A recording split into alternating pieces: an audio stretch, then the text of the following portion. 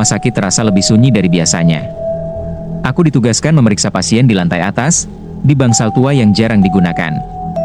Lift tua yang kunaiki bergerak lambat, suaranya mendecit, dan saat pintunya terbuka, hawa dingin menyambutku meski AC di lantai ini mati.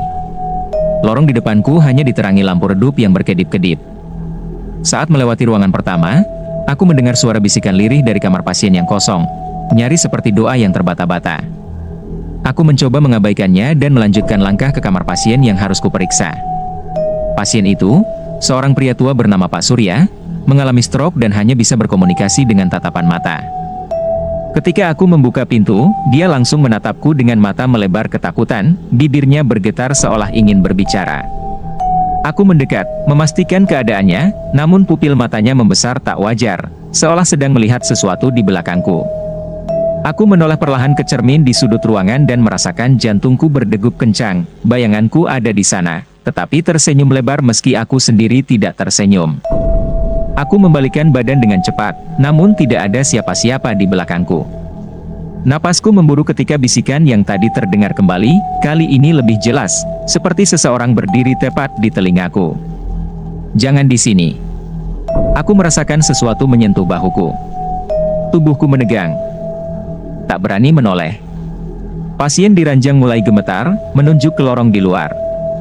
Aku mengikuti arah tunjukannya dan melihat sosok samar berdiri di bawah lampu yang berkedip, gaun putih panjang, rambut tergerai menutupi wajah. Aku mundur perlahan, tubuhku terasa berat. Saat aku berkedip, sosok itu semakin dekat. Tanganku gemetar menekan tombol lift berkali-kali, berharap pintunya segera terbuka. Begitu masuk ke dalam lift dan melihat cermin di dalamnya, aku melihat pantulanku. Dan di belakangku, ada wajah pucat dengan mata kosong menatap lurus ke arahku. Aku menekan tombol lantai dasar tanpa berani melihat lagi. Tepat sebelum pintu lift tertutup sepenuhnya, sosok itu berdiri di luar, kepalanya miring, bibirnya bergerak seolah berbisik sesuatu. Malam itu, aku tidak bisa tidur.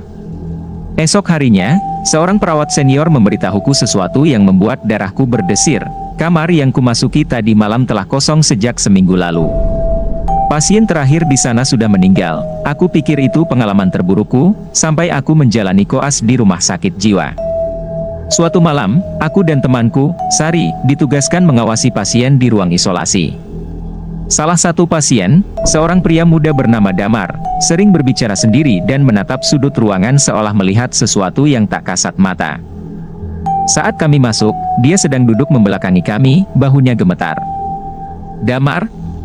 panggil Sari, tapi dia tetap diam. Kami mendekat, dan saat dia menoleh, aku merasakan bulu kuduku meremang, senyumnya terlalu lebar, tak wajar. Suaranya lirih, berbisik, "Dokter, mereka ingin bertemu denganmu." Kami saling pandang, bingung. "Siapa?" tanyaku. Perlahan, Damar mengangkat tangannya dengan jari-jari yang gemetar dan menunjuk ke langit-langit ruangan. Aku dan Sari mendongak. Di atas sana, di sudut gelap ruangan, ada wajah-wajah pucat tersenyum, menatap lurus ke arah kami. Aku membeku, tubuhku terasa berat, seolah sesuatu menekan pundakku. Ruangan terasa lebih dingin, dan suara bisikan memenuhi kepalaku. Sari menarik lenganku, dan tanpa berkata apa-apa, kami keluar ruangan dengan napas memburu. Saat menutup pintu, suara Damar kembali terdengar, kali ini bukan dengan suaranya sendiri, melainkan suara berat yang bergetar, "Mereka sudah melihat kalian." Aku merasakan dadaku sesak, jantungku berdegup tak karuan. Kami melangkah menjauh, tapi aku masih bisa mendengar suara samar dari dalam ruangan, bisikan yang tak ku mengerti, seperti sesuatu sedang berbicara di dalam kegelapan. Sejak malam itu, aku tak pernah merasa benar-benar sendirian. Saat berjalan di lorong rumah sakit yang gelap, aku sering merasakan ada yang mengikutiku. Beberapa kali aku melihat bayangan hitam melintas di sudut mataku, atau mendengar napas di belakangku saat aku sendirian di ruang jaga. Aku sering terbangun di tengah malam, merasa ada sesuatu yang berdiri di sudut kamar, mengawasi dalam diam. Ada malam di mana aku melihat bayangan panjang bergerak di balik tirai jendela, meski aku tinggal di lantai 3 tanpa balkon. Aku mencoba mengabaikan semuanya, berpikir itu hanya imajinasi. Sampai suatu malam aku sendirian di ruang jaga dan mendengar langkah kaki mendekat. Aku mengira itu perawat lain. Tapi ketika aku menoleh, lorong itu kosong. Namun, ada sesuatu yang lebih mengerikan. Dari pantulan kaca jendela di seberang ruangan, aku melihat bayangan seseorang berdiri di belakangku. Tubuhku membeku. Aku berbalik cepat, tetapi tidak ada siapa-siapa. Namun saat aku kembali melihat ke kaca, bayangan itu masih ada.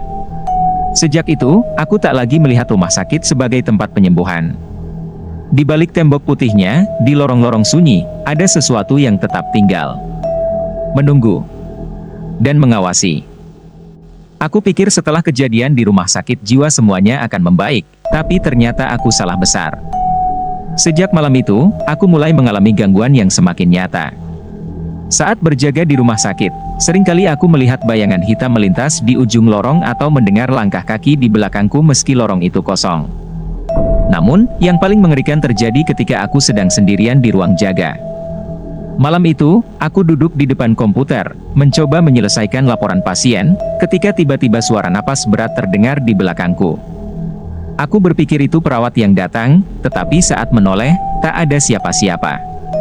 Aku menghela napas dan kembali bekerja, tetapi detik berikutnya, layar komputer berkedip dan menampilkan sesuatu yang membuat darahku membeku. Refleksi di layar menunjukkan seorang wanita berambut panjang dengan wajah pucat, berdiri tepat di belakangku. Namun saat aku berbalik, ruangan tetap kosong. Jantungku berdegup kencang, tanganku gemetar, dan sebelum aku bisa berpikir lebih jauh, layar komputer padam seketika, meninggalkan ruangan dalam kegelapan total. Dalam gelap itu, aku mendengar bisikan yang familiar, suara yang kudengar sejak malam pertama di bangsal kosong. Kau tidak seharusnya ada di sini. Aku tidak bisa lagi mengabaikan semua ini. Aku mulai bertanya kepada beberapa perawat senior tentang bangsal kosong di lantai atas. Awalnya mereka enggan berbicara, tetapi akhirnya salah satu dari mereka, Bu Rina, menghela napas dan berkata, "Dulu, ada seorang dokter muda yang meninggal di sana.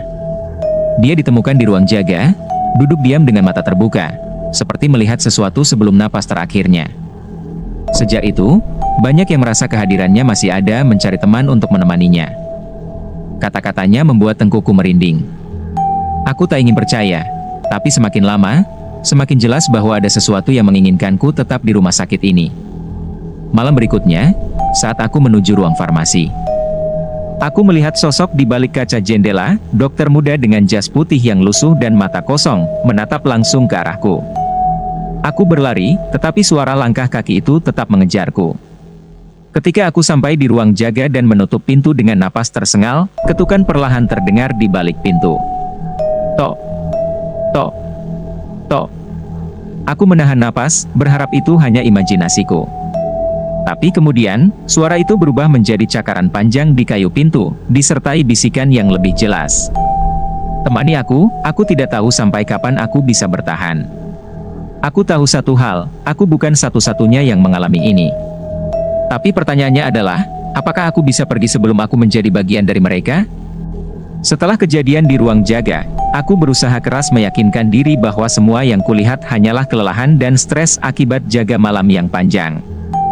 Tapi tubuhku tahu lebih baik, tidak ada alasan logis untuk suara-suara itu, bayangan yang kulihat, dan ketukan di pintu yang terus terdengar meskipun tak ada siapa-siapa di luar. Aku mulai mengalami mimpi-mimpi aneh setiap malam. Dalam mimpi itu, aku selalu berada di lorong rumah sakit yang gelap, berjalan sendirian menuju bangsal kosong. Napasku berat, jantungku berdegup kencang, dan aku tahu ada sesuatu yang mengikutiku. Setiap kali aku menoleh, lorong semakin panjang dan lampu-lampu di atas kepala mulai padam satu persatu, membuat kegelapan perlahan menelanku. Aku ingin berlari, ingin berteriak, tetapi tubuhku terasa berat, seolah sesuatu menahanku. Dan sebelum aku bisa melakukan apapun, suara itu kembali terdengar, bisikan lirih yang menusuk ke dalam kepalaku. "Jangan pergi, tetaplah di sini bersamaku." Aku terbangun dengan keringat dingin mengalir di pelipisku. Napasku memburu, dan saat aku menoleh ke jendela kamar kosku, jantungku hampir berhenti berdetak. Di luar, di balik kaca yang berembun, ada bekas telapak tangan, basah dan menekan kaca dari sisi luar, meskipun kamarku berada di lantai 3 tanpa balkon. Aku meloncat turun dari tempat tidur dan menyalakan lampu. Tidak ada siapa-siapa. Namun saat aku berbalik menuju kamar mandi, sebuah ketukan pelan terdengar dari dalam. Tok, tok, tok. Aku berdiri mematung, tak bisa bergerak. Kamar mandi itu kosong sebelum aku tidur, aku yakin. Dengan tangan gemetar, aku meraih gagang pintu dan menariknya perlahan. Ruangan itu gelap, tak ada suara, tak ada siapa-siapa. Tapi saat aku menatap cermin di atas wastafel, aku melihat sesuatu. Di belakangku, di sudut ruangan, ada bayangan samar berdiri diam. Matanya kosong, senyumnya lebar. Aku meninggalkan kamar kosku malam itu juga dan memilih berjaga di rumah sakit, berharap suasana ramai bisa mengusir rasa takutku. Tapi aku salah. Malam itu, ketika aku berjalan menyusuri lorong menuju ruang IGD, aku melihat sesuatu yang tak seharusnya ada. Di kursi roda yang terparkir di sudut lorong, duduk seorang wanita berambut panjang dengan gaun rumah sakit lusuh. Kepalanya tertunduk, rambutnya menutupi wajahnya, dan tangannya yang kurus menggenggam erat pegangan kursi roda. Aku berhenti. Perasaanku tidak enak. Saat aku melangkah mundur perlahan, roda kursi itu berdecit, bergerak sedikit ke depan meskipun tak ada yang menyentuhnya. Kemudian, dengan gerakan perlahan, kepala wanita itu mulai terangkat. Aku menahan napas. Rambutnya bergeser, memperlihatkan wajahnya yang pucat dengan mata hitam legam menatap lurus ke arahku. Bibirnya bergerak, dan meskipun suaranya nyaris tak terdengar, aku bisa membaca gerakan bibirnya dengan jelas. "Kau sudah terlambat." Lampu lorong tiba-tiba berkedip, dan ketika menyala kembali, kursi roda itu kosong. Tapi suara roda yang berdecit tetap terdengar, semakin dekat, seolah sesuatu yang tak terlihat sedang bergerak ke arahku. Aku berbalik dan berlari secepat mungkin, tak berani menoleh. Aku merasa ada sesuatu yang mengikuti, bayangan hitam yang semakin dekat. Aku berhasil mencapai IGD, terengah-engah, dan mendapati perawat-perawat di sana memandangku dengan bingung.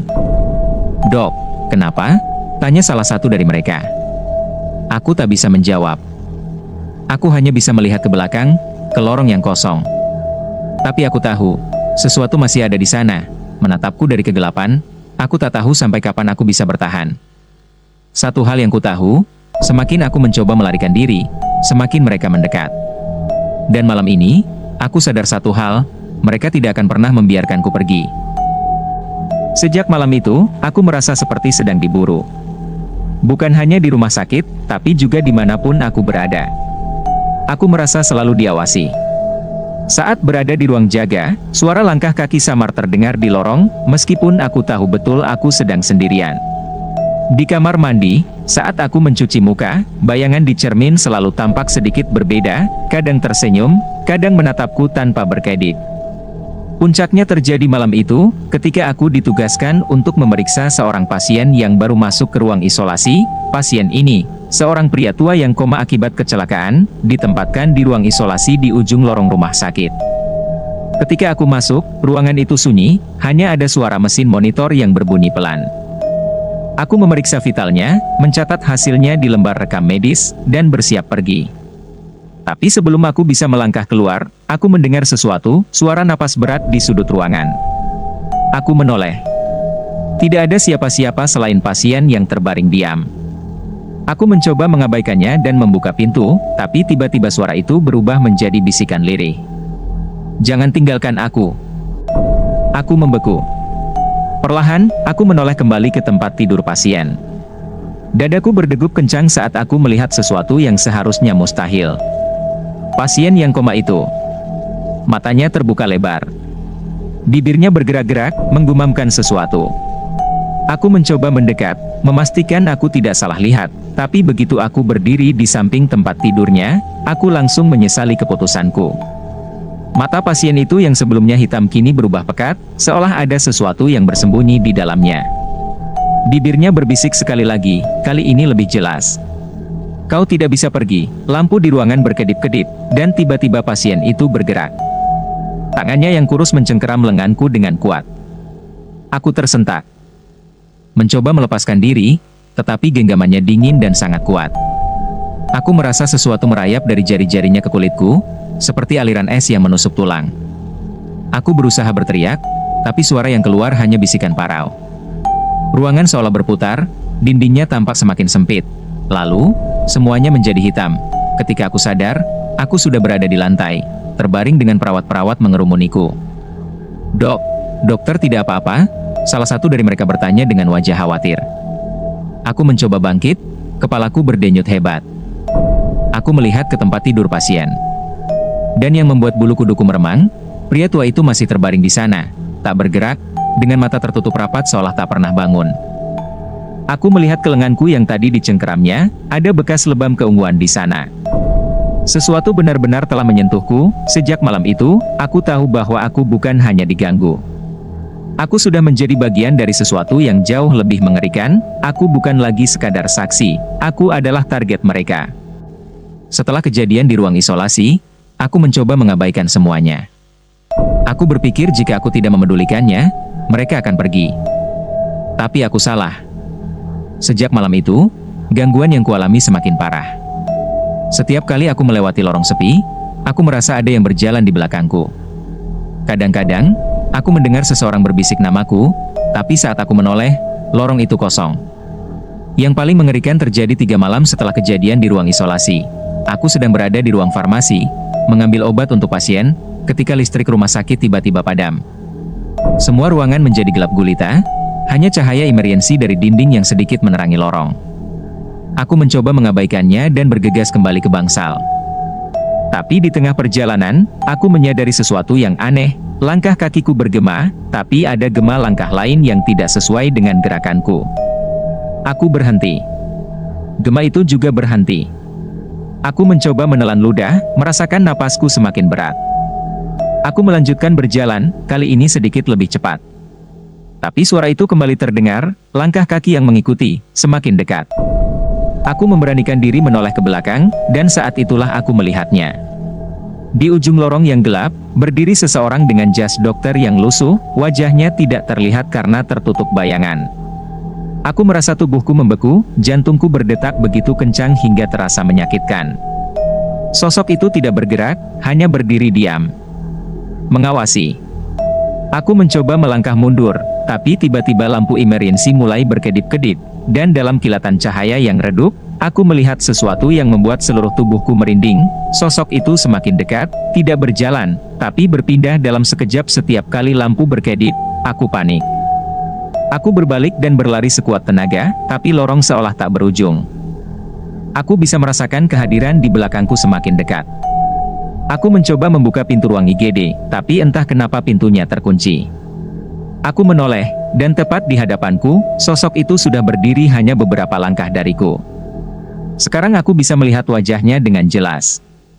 Matanya hitam pekat, bibirnya tersenyum menyeringai dengan ekspresi yang tidak wajar, dan wajahnya mirip denganku. Sebelum aku bisa berteriak, lampu berkedip sekali lagi, dan semuanya menjadi gelap. Aku terbangun di ruang jaga, dengan seorang perawat mengguncang bahuku.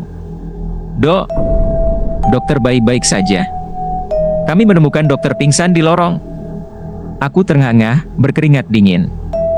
Aku melihat sekeliling, tidak ada yang aneh. Hanya ruangan yang terang dengan suara pasien dan perawat yang bekerja. Aku ingin percaya bahwa semua ini hanya mimpi. Tapi ketika aku melihat ke cermin di dinding, aku melihat sesuatu yang membuat darahku kembali membeku. Bayanganku di cermin sedang tersenyum padaku. Setelah kejadian di lorong, aku mulai merasa ada sesuatu yang berubah dalam diriku. Aku masih bekerja seperti biasa, masih memeriksa pasien, berbicara dengan perawat, dan mencatat laporan medis. Tapi setiap kali aku melihat ke cermin, aku merasa ada sesuatu yang salah. Refleksiku tampak sedikit tertunda, seolah bayanganku tidak sepenuhnya mengikuti gerakanku.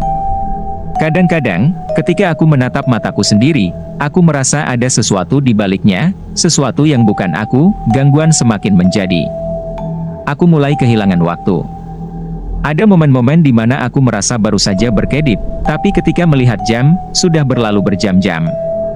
Perawat-perawat mulai memperhatikanku. "Dok, semalam dokter ngapain di bangsal atas?" tanya seorang perawat suatu pagi. Aku mengernyit bingung. "Bangsal atas?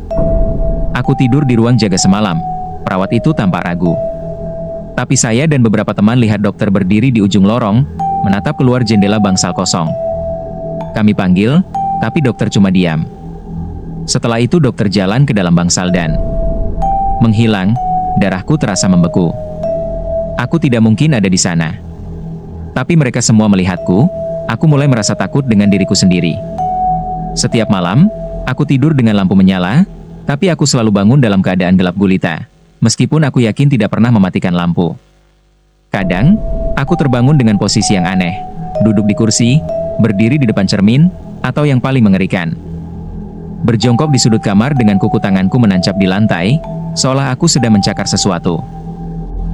Aku tahu aku harus mencari tahu apa yang terjadi padaku. Aku mulai bertanya kepada perawat-perawat senior, mencoba mencari tahu lebih banyak tentang sejarah bangsal kosong itu. Akhirnya, seorang perawat tua bernama Bu Sri setuju berbicara denganku, dengan wajah ketakutan yang sulit disembunyikan. "Dok, kalau dokter masih ingin hidup, jangan pernah naik ke bangsal atas sendirian di malam hari," katanya dengan suara bergetar. Dulu, ada seorang dokter muda di sini, mirip dokter. Dia sering jaga malam sendirian. Sampai suatu hari, dia menghilang. Kami menemukannya di bangsal atas, duduk di kursi roda, dengan mata terbuka. Tapi jiwanya seperti sudah pergi. Sejak itu, ada yang menggantikan posisinya. Aku merinding. "Menggantikan?" tanyaku dengan suara hampir berbisik. Bu Sri mengangguk. "Dia butuh seseorang untuk menggantikan tempatnya. Dan kalau dia sudah memilihmu, kamu tidak akan bisa lari." Aku merasa tubuhku melemas. Aku ingin percaya ini hanya tahayul. Tapi sesuatu di dalam diriku tahu bahwa itu benar. Aku bisa merasakannya, sesuatu yang menempel dalam diriku, yang perlahan mengambil alih. Dan aku sadar. Aku tidak punya banyak waktu lagi. Malam itu, aku memasang kamera di kamarku. Aku harus tahu apa yang terjadi saat aku tidur.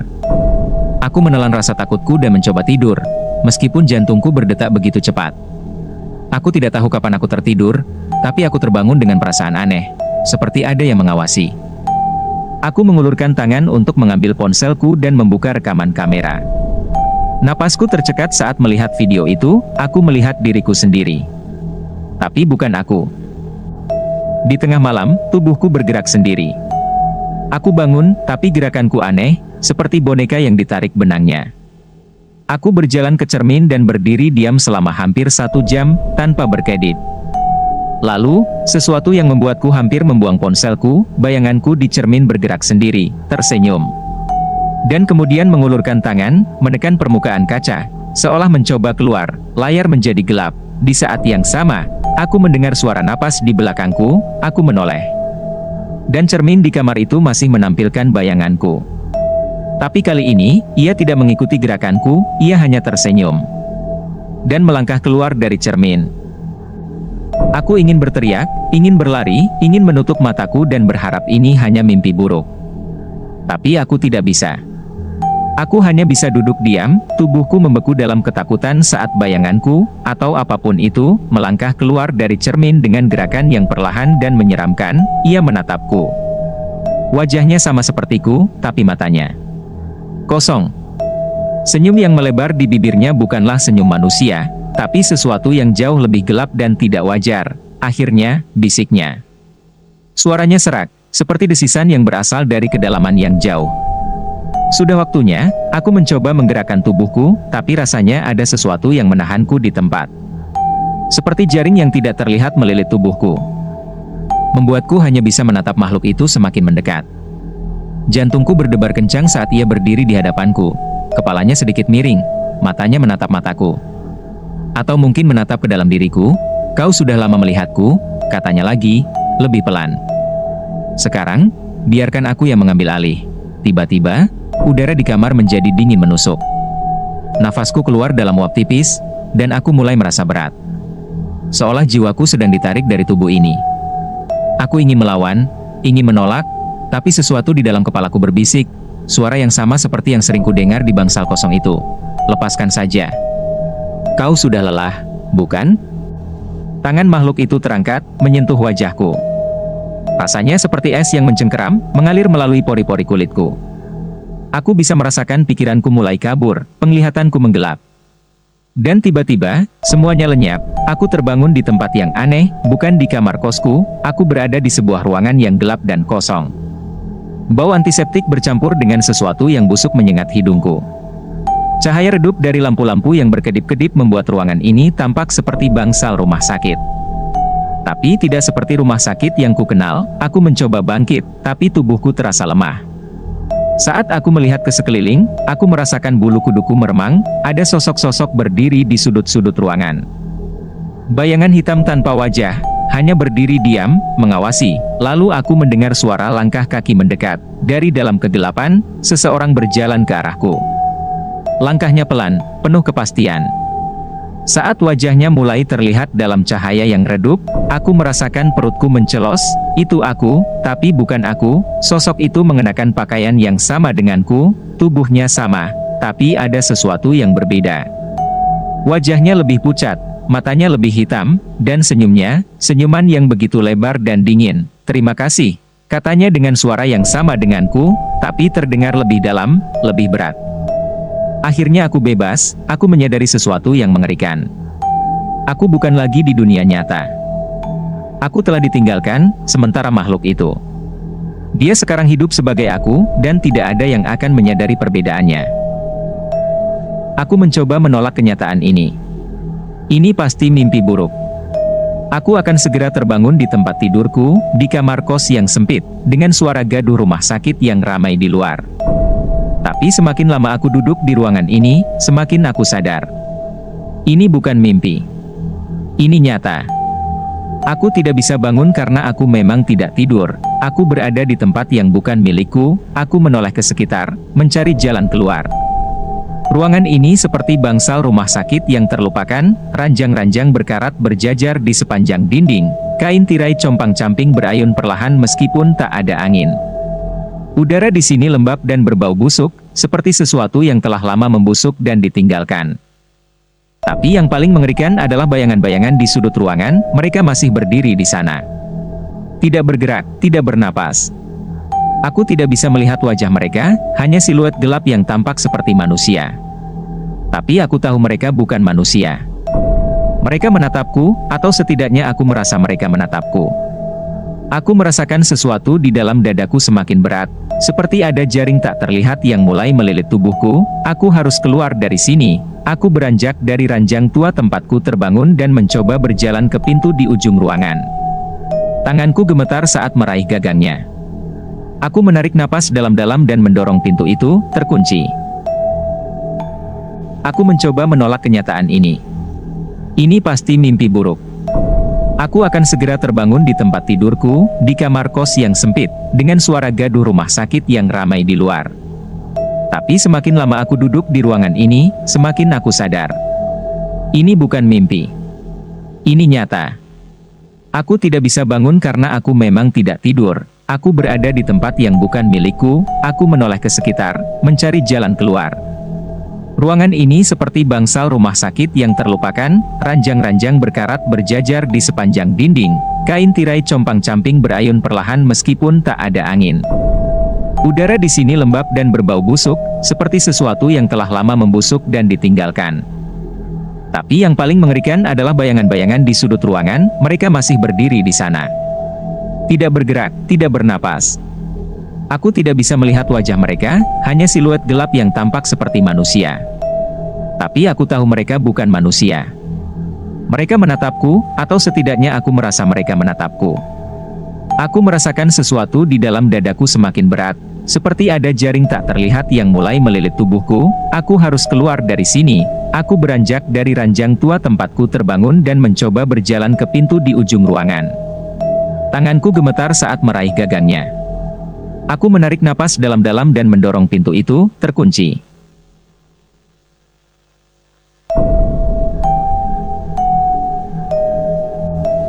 Aku mencoba lagi, mendorong lebih keras. Tidak bergerak. Aku bahkan mencoba menghantamnya dengan bahuku, tapi seolah pintu itu bukan hanya terkunci. Seolah-olah tidak ada jalan keluar. Lalu aku mendengar suara itu, "Kau tidak bisa pergi." Aku membeku. Itu bukan suara dari dalam kepalaku. Itu suara yang nyata, perlahan, aku menoleh ke belakang, dan di sanalah mereka, bayangan-bayangan yang tadi berdiri diam kini telah bergerak.